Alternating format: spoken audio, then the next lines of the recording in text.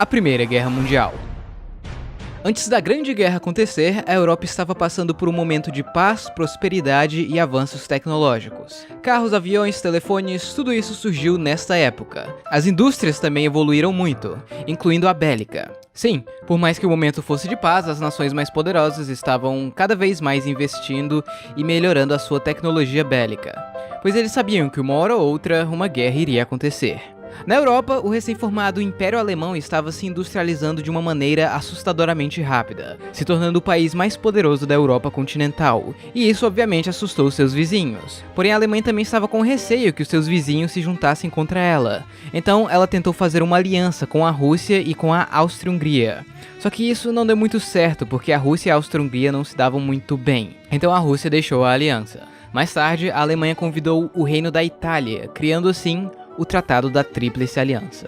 Isso deixou os vizinhos da Alemanha ainda mais preocupados. A França odiava a Alemanha por causa da humilhação sofrida na Guerra Franco-Prussiana e a anexação dos territórios de Alsácia e Lorena. Então, em resposta ao Tratado da Tríplice Aliança, a França fez um tratado com a Rússia, que nesse momento já não estava muito feliz com os alemães. A relação entre a Alemanha e Reino Unido não era tão ruim, afinal de contas os dois tinham um inimigo em comum. Mas depois da partilha da África, a Alemanha ficou meio puta porque ela não conseguiu pegar muitas colônias, e eles chegaram à conclusão que o Reino Unido era tão poderoso por causa da sua poderosa marinha. Então eles resolveram que iriam criar uma marinha tão forte quanto a britânica, o que não deixou os britânicos nem um pouco felizes. Então, com a desculpa de que o balanço de poder na Europa não estava certo, o Reino Unido deixa a neutralidade e se junta com seu antigo inimigo, formando a Tríplice Entente. No Oriente Médio, o antigo e poderoso Império Otomano se ferrou bastante nos últimos tempos. Eles até perderam uma guerra para a Itália.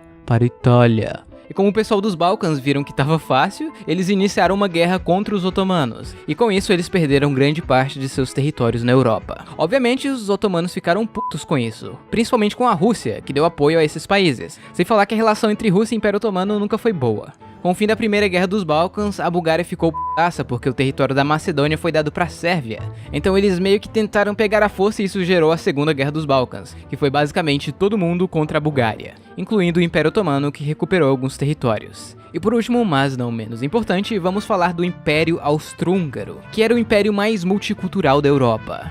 Tinham germânicos, húngaros, tchecos, poloneses, ucranianos, romenos, italianos, croatas, sérvios, eslovenos e eslovacos. Porém, os dominantes eram os austríacos e húngaros. Em 1908, eles anexaram a região da Bósnia e Herzegovina, no qual eles já controlavam há algum tempo, mas que tecnicamente ainda pertencia ao Império Otomano. E essa região tinha um alto número de sérvios e outros povos eslavos, o que deixou os sérvios e russos bem putos com os austro-húngaros. Nisso, vários grupos que os austro-húngaros viam como terroristas começaram a se formar e atacar o governo, e alguns pontos na fronteira com os dois países. E assim, muitas pessoas importantes do governo sérvio faziam parte desses grupos terroristas, então dá pra imaginar o quão esses dois países se odiavam. Ou seja, a Europa estava cheia de países que odiavam outros países e esses países tinham aliança com outros países. Com tudo isso, só precisava de um motivo para a guerra, e isso aconteceu nos Balcãs. O arquiduque e herdeiro do trono austro-húngaro Francisco Ferdinando pretendia transformar a Áustria-Hungria em uma espécie de federação, onde cada região teria uma certa autonomia. Então, para obter apoio da recém-anexada região da Bósnia, ele faria uma visita de estado na cidade de Sarajevo. Sabendo disso, um grupo terrorista conhecido como Mão Negra armou uma emboscada para assassinar o arquiduque. Eles esperaram em uma ponte, onde o carro de Ferdinando iria passar, e então jogaram uma granada, que bateu no capô do carro de Ferdinando e explodiu na roda do carro de trás, deixando alguns feridos. Depois disso, Ferdinando foi embora da cidade, certo? Não, ele seguiu a sua agenda normalmente, só que resolveu ir até o hospital visitar os feridos. Enquanto isso, um jovem nacionalista eslavo chamado Gavrilo Princip estava tomando seu cafezinho pensando quão o atentado tinha dado errado. Ao mesmo tempo, indo para o hospital, o motorista de Ferdinando acaba entrando em uma rua errada. Percebendo o erro, ele tenta dar meia volta, só que isso acaba quebrando o carro, na frente do café onde o Gavrilo estava. Então ele vai lá e atira em Ferdinando e em sua mulher, matando os dois. O assassinato de Francisco Ferdinando foi a gota d'água para a Áustria-Hungria, e eles tinham quase certeza que o assassinato foi a mando do governo sérvio, o que realmente pode ser verdade, já que muitos membros da Mão Negra eram do governo sérvio. Sendo assim, eles mandam um ultimato cheio de exigências pesadas para a Sérvia, no qual os sérvios até aceitam várias dessas exigências. mas não todas. Então, depois de falar com a Alemanha para ter certeza que eles iriam ajudar caso uma merda maior acontecesse, a Áustria-Hungria declara guerra à Sérvia, iniciando assim o que seria a Primeira Guerra Mundial. Como a Sérvia era amiga da Rússia, os russos começaram a mobilizar suas tropas para ajudar os sérvios. Com isso, a Alemanha mandou uma mensagem para a Rússia falando para eles não intervir. Os russos não responderam e então a Alemanha declara guerra à Rússia. A Alemanha também manda a França declarar neutralidade. Como eles não responderam e começaram a mobilizar suas tropas, a Alemanha ocupa Luxemburgo e declara guerra à França no dia seguinte. O Reino Unido fica de fora, mas não declara neutralidade. Já a Itália declarou, pois, segundo eles, o Tratado da Tríplice Aliança era apenas de defesa, e como nesse caso a Áustria e a Alemanha declararam guerra, eles não tinham obrigação de entrar. A Alemanha sabia que uma guerra em duas frentes era um tiro no pé, mas eles tinham um plano. O plano Schlieffen. Como a Rússia era muito grande, eles demorariam para ficar prontos para a guerra. Então, a Alemanha iria com tudo para cima da França e derrotá-los rapidamente. E depois eles iriam focar na Rússia. Enfim, mas a Alemanha sabia que a França iria proteger muito bem a sua fronteira. Então, ela resolveu que iria passar pela Bélgica, que era um país neutro. Com a invasão alemã da Bélgica, o Reino Unido declara guerra à Alemanha, já que eles garantiam a neutralidade da Bélgica. Os alemães achavam que iria ser fácil passar pela Bélgica, mas eles resistiram bravamente na Batalha de Liège, o que atrasou os alemães. Os aliados usaram a invasão da Bélgica como propaganda contra o Império Alemão, expondo algumas atrocidades que eles fizeram em cidades belgas. E isso funcionou. A opinião pública de muitas pessoas de outros países neutros, como os Estados Unidos, ficou bem contra o Império Alemão. Sem saber do plano Schlieffen, os franceses começam uma ofensiva na fronteira alemã, iniciando a Batalha das Fronteiras, no qual ambos os lados sofreram pesadas baixas, mas os franceses saíram perdendo e tiveram que recuar. Depois de atravessar a Bélgica, os alemães conseguiram avançar até o rio Marne, que fica a uns 75 km de Paris. Porém, eles foram parados pelos franceses e britânicos que já estavam ali, e isso fez com que os alemães recuassem alguns quilômetros. Depois disso, ambos os lados tentaram flanquear o inimigo ao norte, até que eles chegaram no mar. Os alemães então começaram a cavar trincheiras para defender os territórios que tinham conquistado. Os aliados fizeram o mesmo, iniciando a famosa Guerra de Trincheiras, que basicamente funciona assim. Entre duas trincheiras existia a Terra de Ninguém, que era cheia de minas e arames farpados, além de ser um lugar extremamente exposto. Então, um exército tentava passar pela Terra de Ninguém até chegar na trincheira inimiga. Porém, esses defendiam as suas trincheiras com fuzis e metralhadoras pesadas. Ou seja, era muito difícil conquistar uma trincheira, e vários morreram tentando. E se com sorte um batalhão conseguisse conquistar uma trincheira, os seus inimigos iriam simplesmente recuar e criar outra trincheira um pouco mais atrás. Sem falar que as condições de vida em uma trincheira era horrível. Era um lugar sujo, úmido e às vezes cheios de ratos, fazendo com que muitos soldados ficassem doentes. As trincheiras iam do Canal da Mancha até a Suíça, o que fez com que a frente ocidental ficasse bem parada. Pelo menos em mudanças territoriais, já que as maiores batalhas aconteceram aqui. A guerra também acontecia nos mares. Assim que entrou, o Reino Unido iniciou um bloqueio naval dos alemães, para assim destruir a economia alemã e impedir a entrada de recursos externos, como comida, por exemplo. Obviamente, também aconteceram algumas batalhas marinhas, já que a marinha alemã era até que boa, mas não conseguiam competir com a marinha real britânica. No entanto, uma vantagem dos alemães eram seus submarinos, conhecidos como U-boats, e com eles os alemães conseguiram destruir vários navios britânicos, já que eles eram frágeis na parte de baixo. Na frente oriental, os russos se mobilizaram mais rápido do que o imaginado, e começaram a invadir a Prússia Oriental. Porém, quando os reforços alemães chegaram, os russos acabaram sendo derrotados nas batalhas de Tannenberg e Lagos Masurianos, o que fez os russos recuarem de volta para a Rússia. A Áustria e a Hungria tentam um avanço em território russo, mas depois de serem derrotados na Batalha da Galícia, eles são obrigados a recuar e perdem bastante território. Eles também tentam invadir a Sérvia, mas os sérvios foram capazes de segurar o avanço austro-húngaro, por enquanto. A guerra também acontecia nas colônias desses países. Na África, os aliados ocuparam a Togolândia e começaram a invadir as colônias de Camarões e Namíbia. Mas de início eles não se dão muito bem. Já na Tanzânia alemã, os alemães até conseguiram conquistar alguns territórios do Quênia britânico.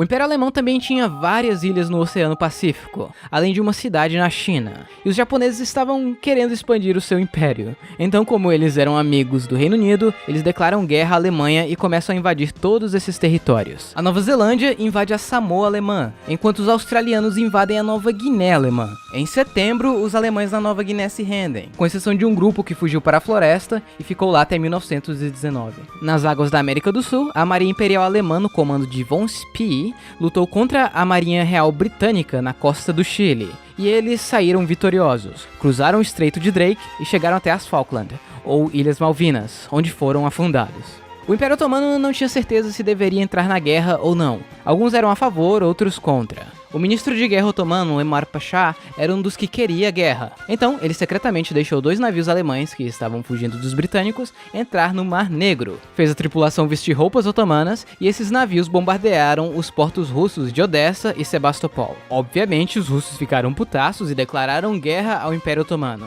Os russos começaram uma ofensiva contra os otomanos aqui nos Montes Cáucasos, mas não são bem sucedidos. Algum tempo depois, os otomanos tentam um contra-ataque, invadindo a Rússia e a Pérsia. Porém, eles são derrotados nas batalhas de Sarikamish e Aidahan, no qual muitos otomanos até morreram de frio.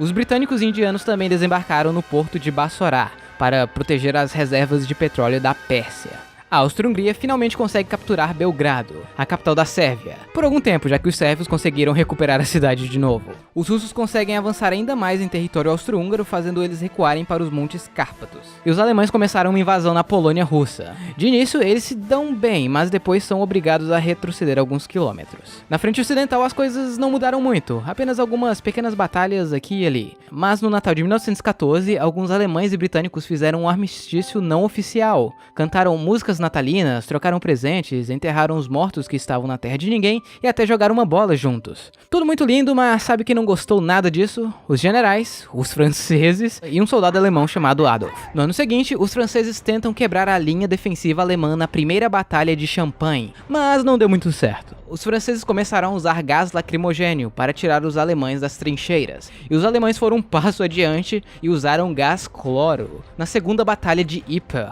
ou Ypres. De início parecia muito eficiente, já que os inimigos foram rapidamente incapacitados, mas os alemães acabaram sofrendo com o próprio gás e a batalha ficou inconclusiva. Algum tempo depois, os aliados também começaram a usar gás cloro, mesmo tecnicamente sendo proibido pelas leis de guerras, que esses mesmos países assinaram em 1899. O gás cloro, apesar de incapacitar e ser letal até certo ponto, precisava de muita concentração para realmente matar uma pessoa, e logo logo todos os soldados já estavam com equipamentos de segurança, como aquelas famosas máscaras de gás. Com isso, 2 outros gases foram usados. O gás fosgênio, que foi o mais letal de todos. Esse gás era quase invisível e os seus efeitos eram sentidos apenas horas depois. E em 1917, os alemães começaram a usar o famoso gás mostarda, que apesar de não ser tão letal quanto o fosgênio, o gás mostarda era assustador. Só de entrar em contato com a pele, ele causava bolhas, deformações e muito sofrimento para a vítima, se tornando assim o gás mais temido e famoso da guerra.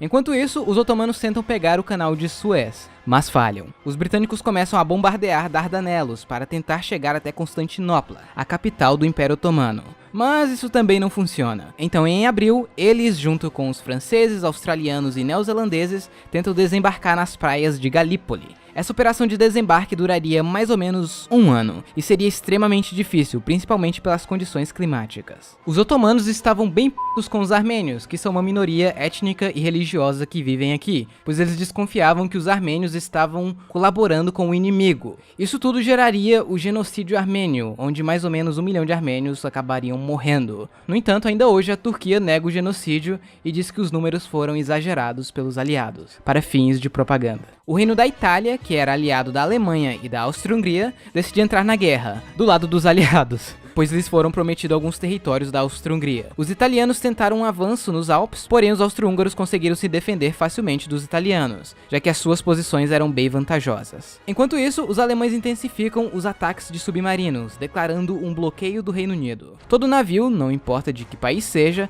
seria afundado sem aviso pelos U-Boot. Uma das vítimas foi o navio Lusitânia, onde muitos americanos acabaram morrendo. Isso obviamente não deixou os Estados Unidos muito felizes, mas o Lusitânia trazia armas escondidas, então a Alemanha tinha uma desculpa. Os alemães também usaram os Zeppelins para bombardear cidades britânicas, inclusive Londres. Porém, isso não se mostrou muito eficiente. Na frente oriental, os impérios centrais conseguiram vitórias consecutivas contra a Rússia. A Alemanha consegue avançar na Polônia russa e em agosto eles capturam a cidade de Varsóvia, além de avançar no território da Lituânia. E mais para o fim do ano, a Áustria-Hungria consegue recuperar boa parte dos territórios da Galícia, mas eles ainda estavam parados na Sérvia. A Bulgária estava querendo seus territórios de volta, e quem sabe pegar a tão querida Macedônia, Então, vendo quão bem os Impérios Centrais estavam indo contra a Rússia, eles resolvem entrar na guerra do lado dos Impérios Centrais e começam a invadir a Sérvia. Agora, tendo que lutar em duas frentes, a Sérvia não resiste e é facilmente dominada pelos Impérios Centrais. O exército sérvio então vai para a Albânia, que é neutra. Mesmo assim, os Impérios Centrais vão lá atrás deles. Alguns dias depois da capitulação da Sérvia, a Bulgária anexa boa parte de seus territórios. Na Mesopotâmia, os britânicos tentam um avanço até a cidade de Bagdá, mas são parados e obrigados a recuar para Kut, onde são cercados pelos otomanos. A operação de bloqueio do Reino Unido estava indo bem, porém alguns navios americanos foram afundados, fazendo com que os Estados Unidos pedissem gentilmente para os alemães pararem com isso. E como eles não queriam mais um país na guerra, eles aceitam. Na África, as colônias alemãs tentam um avanço na África do Sul, mas falha e são obrigados a recuar. Mais tarde naquele ano, os aliados finalmente conseguem conquistar as colônias alemãs da Namíbia e Camarões. Porém, os alemães ainda estavam resistindo fortemente na Tanzânia, que estava sob o controle do comandante alemão Paul von Lettow-Vorbeck, que resistiria isolado na África durante toda a guerra, com apenas um pequeno grupo de guerrilheiros. Até o momento, um ano já tinha se passado desde o início da Grande Guerra, mas ela ainda estava longe de chegar ao fim, e muita coisa ainda vai acontecer. Só que isso vai ficar para a parte 2 do vídeo. Bom pessoal, então é isso, espero que vocês tenham gostado. Prometo que a parte 2 não vai demorar muito para sair. E no mais é isso, tchau, até o próximo vídeo.